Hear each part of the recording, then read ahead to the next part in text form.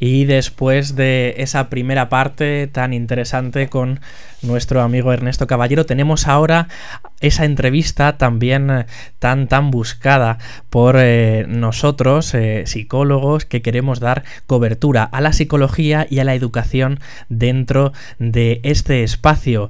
María Jesús Álava-Reyes es licenciada en psicología por la Complutense y además máster en dirección de recursos humanos. Ha trabajado durante más de 25 años en áreas de psicología clínica, desarrollando labores con adultos, con niños, con adolescentes, y ahora nos trae un libro denominado La Buena Educación, y tenemos el placer y el gusto de saludar a una de las personas con más inscripción social y que de alguna manera difunde la psicología de una forma disciplinada, constante, además de con sus libros, con esa colaboración que hace con Isabel Gemio los domingos en la mañana.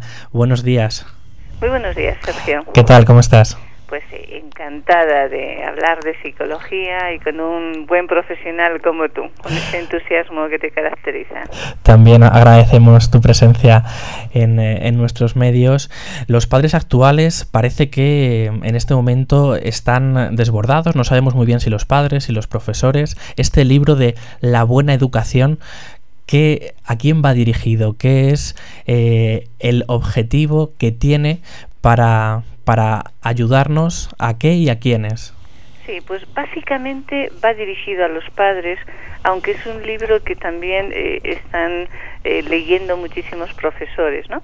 Lo que tratamos de exponer, tanto Susana Aldecoa como yo, es cómo vemos a los niños hoy y cómo nos gustaría verles. Y dentro de eso, bueno, pues cuál es un proyecto, como ha sido el proyecto Estilo, que lleva funcionando casi 50 años, ¿no?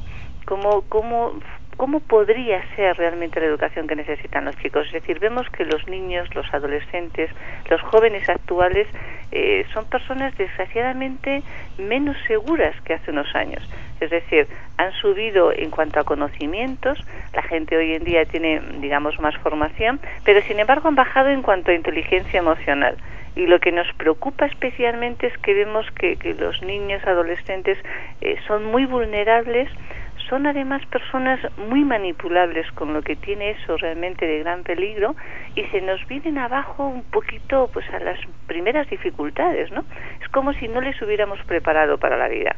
Nos hubiésemos preocupado mucho de que sepan pues muchas matemáticas, mucho inglés, mucha lengua, pero realmente dices, bueno, lo que es esencial, es decir, conseguir, que es lo que pretende la buena educación, que el niño de hoy sea un ciudadano independiente, libre, con capacidad crítica, con un nivel intelectual y cultural que le permita apreciar y disfrutar el mundo de la literatura, del arte, de la música, que sea un gran profesional.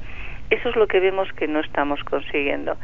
Y lo que hemos intentado es decir, mira, vamos a ver, a la educación, digamos, tradicional habría que añadir algunas cosas dentro del ideario educativo para conseguir desarrollar niños que sean felices, niños que sean seguros, niños que el día de mañana tengan una inteligencia emocional acorde con las dificultades que se van a encontrar. ¿Cómo pueden nuestros padres dar esa inteligencia emocional a sus hijos? Salía justo ahora también de consulta y unos padres me decían, mira, Sergio, se lo hemos dado todo. Es decir, cuando nos han pedido educación, han tenido lo que ellos han querido, también hemos colmado de alguna forma sus intereses en relación a sus hobbies, a las cosas que ellos pedían, pero nos sentimos que hemos fallado en algo. ¿Cómo darle esa inteligencia emocional a nuestros hijos, a nuestros chicos? Bueno, fíjate que una de las cosas fundamentales, y tú lo sabes muy bien como psicólogo, es hacer que ellos comprendan primero que cada hijo es único y como tal necesita además, digamos, un tratamiento específico. No sirve de verdad tratar a todos los hijos igual, como tampoco a todos los alumnos igual. Hay que hacer ese traje a medida, y lo que intentamos es decirles, bueno, qué es lo que tienen que observar para saber cómo tienen que reaccionar ante cada hijo, ¿no? Tienen que saber que en todas las edades hay una serie de pautas, de normas, de límites, de hábitos que realmente tenemos que trabajar, y los tenemos que hacer precisamente para que ese niño sea un adulto libre el día de mañana y para que esté perfectamente estructurado, ¿no? El ideario educativo debería de estar basado, y lo tienen que pedir los padres, en el respeto absoluto por el desarrollo de la personalidad del niño, ¿no? Y constantemente, además, deberíamos intentar fomentar la creatividad del alumno, ese espíritu crítico que decíamos, ese interés por analizar, por contrastar las cosas, por reflexionar, por pensar, ¿no? A través un poco de la investigación y de una indagación constante, ¿no? Es decir, el niño no puede ser un sujeto pasivo al que le digamos que las cosas son así. Tenemos que enseñarle a pensar, a reflexionar, a cuestionar incluso, para que llegue a ser una persona segura, ¿no? Hay que fomentar mucho la relación con los profesores y los compañeros y hacerlos dentro de una serie de escala de valores que las tenemos que trabajar desde pequeños, ¿no?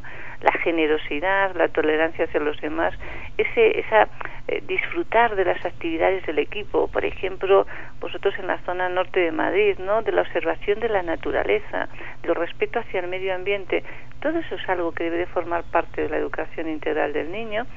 Y lo que proponemos es que el programa oficial básico que está en los distintos cursos, pues hombre, se pueda completar, y se pueda completar un poquito con algunas materias como pueden ser desde historia de las religiones, desde debate, desde ballet clásico, desde música, pero tú fíjate, el debate para nosotros sería la materia fundamental, es decir, todos los días, igual que ocurre en el Colegio Estilo, todos los niños tuvieran una parte de debate en la que analizasen lo que está sucediendo y lo que está viviendo ese día. Cada niño tuviera la oportunidad de dirigirse al resto, de exponer realmente lo que él piensa, de argumentar un poco pues oye, en qué se basa, de defenderse o de defenderlo ante lo que puedan ser las opiniones de los demás, es decir, desde el principio que los niños se acostumbren a pensar y a exponer. Ese es uno de los terrenos ciertamente fundamental. Si eso lo conseguimos, y estamos muy pendientes, y además conseguimos formar un auténtico equipo con los profesores de los críos, y recordemos que es algo a lo que no podemos renunciar, y además somos capaces de que los padres, pues intenten tener, si no los mismos criterios absolutamente idénticos, por lo menos sí en aspectos cruciales de la vida, que coincidan o al menos respeten lo que está opinando el otro en ese momento, ¿no? Es decir, si observamos a los niños, por ejemplo en el libro damos una serie de lo que serían registros de conducta que nos enseñan a ver cómo es nuestro hijo, qué podemos esperar a la edad que tiene y cómo tenemos que actuar. Si observamos bien a los niños, que es una capacidad que muchas veces los adultos hemos perdido, ellos te van a decir claramente qué es lo que necesitan. Entonces, con esa observación y con esa paciencia a la hora de mirar, vamos a poder ir viendo cuál es la demanda, cuál es la necesidad de cada uno de ellos, que siempre va a ser diferente. Claro, es lo que comentábamos, ¿no? Siempre va a ser distinta en función de cómo es el niño. Hay niños, por ejemplo, muy seguros de sí mismos desde el principio, alegres, extrovertidos, cuyas necesidades van a ser muy diferentes de un niño que es más triste, que es más inhibido, que es más inseguro, que necesitas que constantemente le estemos dando apoyo, le digamos que hace bien las cosas, que confiamos en él, que se lance, que ya verá cómo lo va a conseguir. La actuación tiene que ser siempre un traje a medida de cada niño, pero dentro de eso es verdad que hay una serie de pautas, de normas, una serie de reglas que digamos que son universales en cuanto a cómo tenemos que actuar los adultos, que es lo que tratamos de exponer, y lo hacemos a través de diferentes casos para que cada padre pueda leer, un caso parecido más o menos al que él pueda tener en casa, le pueda preocupar y pueda ver cómo se puede actuar en ese sentido. ¿Esto que me estás contando es a lo que llamáis disciplina positiva o es otra cosa? ¿A lo que llamamos, perdona? Disciplina positiva. Disciplina positiva, sí. Bueno, los niños decimos que tienen que tener disciplina y autodisciplina, ¿no? Ajá. Y que siempre tiene que ser una disciplina absolutamente razonada y razonable. Tú fíjate, hay a veces, tú como psicólogos lo sabes muy bien, algunas teorías psicológicas contribuyeron a crear una gran confusión en la gente, ¿no? Cuando, pues desde hace bastantes décadas se dijo aquello de que a los niños no había que decirles que no en la vida, porque eso les iba a traumatizar, no les íbamos a dejar ser libres. La verdad es que fueron unas teorías totalmente erróneas, absolutamente equivocadas, que desgraciadamente en España siempre parece que vamos un poquito por detrás en esto, y hay algunos padres que con toda su mejor intención las intentan seguir y han sido un desastre. Es decir, ¿cómo vamos a pensar que, por ejemplo, los niños pueden funcionar sin unas normas? Imaginemos una empresa donde vamos los adultos, cualquier sitio, donde no hubiera normas, Sergio, donde cada persona pudiera llegar a la hora que quisiera, trabajar a lo que le diese la gana, cobrarse lo que pensara que él realmente se merece, saliera del trabajo exactamente igual. Eso sería imposible. Bueno, ¿cómo podemos pretender que en unas mentes como los críos, que necesitan estructurar las cosas, ponerlas en su sitio, cómo podemos poner que sin unas pautas mínimas ellos pobres se puedan organizar y puedan ver las cosas claras y tengan toda la seguridad del mundo? Es un auténtico desastre. Hay muchas veces que hay que decirles no. Y siempre les decimos a los padres que de todas formas, hombre, intenten que no sean 15 veces una misma tarde, porque ya llegará un momento que no les harán caso, ¿no? Hay que decir no ante temas cruciales. Los límites no se negocian. Si tú le dices no puedes beber a un niño de 9 años o de 12, es no puedes beber. No es que puedas beber un poquito de alcohol, es que no puedes beber directamente. Esas cosas las tenemos que tener muy claras, de la misma manera que los niños, digamos que tienen que experimentar un poquito lo que es la vida, tienen que tener sus pequeñas frustraciones. Si les vamos quitando todas las tierras, todas las piedras del camino, llega un momento que cuando tienen 15 años y tienen la primera dificultad, donde el padre o la madre no pueden estar a su lado para solucionarlo, se te vienen abajo. Les estamos creando un mundo muy, ¿cómo te diría yo?, muy utópico en ese sentido, ¿no?, muy poco natural. Y una de las cosas que vemos que más les influye negativamente es la sobreprotección. Precisamente el coger y tratarles como si fueran mucho más pequeños de lo que son a cada edad. Es decir, hemos tendido a una sociedad sobreprotectora. Hemos ido a una sociedad sobreprotectora sin darnos cuenta, en la cual muchos niños se han convertido en pequeños tiranos, que al principio dices, caray, ¿cómo es este niño? Pero que luego te das cuenta que el niño que es tirano y que es manipulador termina siendo un niño y un adulto siempre inseguro, que no va a ser feliz, que no va a tener recursos para la vida, que no va a saber cómo reaccionar ante las dificultades y los imprevistos. Lo peor que podemos hacer de verdad es sobreprotegerles en exceso, porque no les dejamos que desarrollen sus propias facultades. Al niño tienes que estar a su lado, pero no para hacer las cosas por él, sino para ayudarle, para que sea capaz de hacerlas por sí mismos. Si no, de verdad hemos creado una generación que ahora mismo dices, ¿cómo es posible en las consultas de psicólogos que veamos a tantos niños, a tantos adolescentes y a tantos jóvenes que a la primera dificultad que tienen se hunden y necesitan venir al psicólogo? Cuando antes los jóvenes era muy extraño que viniesen, pensaban que nunca necesitaban acudir a un psicólogo y oye, pues eran en general bastante felices. Ahora mismo tenemos una generación, estamos diciendo que ahora desgraciadamente las nuevas generaciones no van a tener las posibilidades de las anteriores. Por primera vez los niños van a vivir peor que los padres. Pero fíjate, lo peor de todo es que tenemos una generación más insegura, con menos inteligencia emocional y más debilitada en cuanto a las dificultades que se tienen que enfrentar. Ese es el gran drama. Y por eso es decir, oye, la buena educación, una educación completa, debería ser el primer objetivo que tenemos que procurar con los jóvenes, con los niños, con las nuevas generaciones. Es un objetivo que ningún padre, ningún profesor debería de renunciar.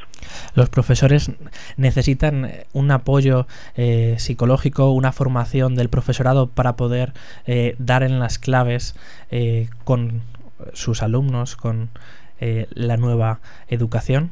Pues hombre, tienes muchos casos, ¿no, Sergio? Y seguro que hay profesores con muchísima experiencia y que con recursos suficientes.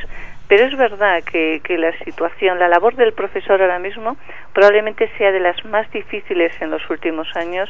Es una profesión constantemente cuestionada, donde seguramente no tienen el apoyo que necesitarían por parte de las instituciones, pero por parte de los propios padres en muchísimos casos. De hecho, bueno, tú lo sabes, a nivel de consulta, el personal docente, los profesores, es la profesión que más vemos los psicólogos, las que más crisis de ansiedad tienen, las que más cuadros depresivos realmente conllevan.